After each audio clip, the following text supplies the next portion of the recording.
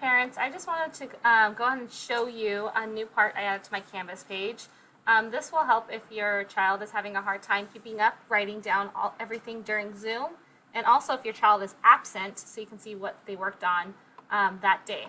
So if you are on my Canvas page here, you're going to scroll down to the composition books. And right at the top of each day is this tab right here that says For Parents. If you click on that link, I have the groups divided up by math and ELA. So you're going to go ahead and find your child's name and click on their reading. So I'll go to group 2 for reading. And it shows on here a chart of what we completed that day. So Monday we completed these 2 sentences.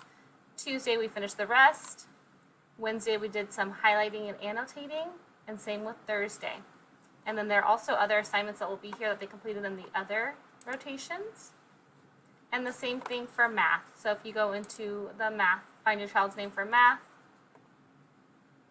it'll have pictures on there of the assignments that were completed during Zoom.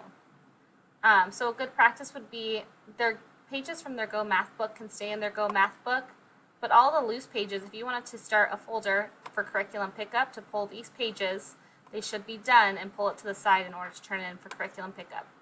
Let me know if you have any questions. Thanks so much.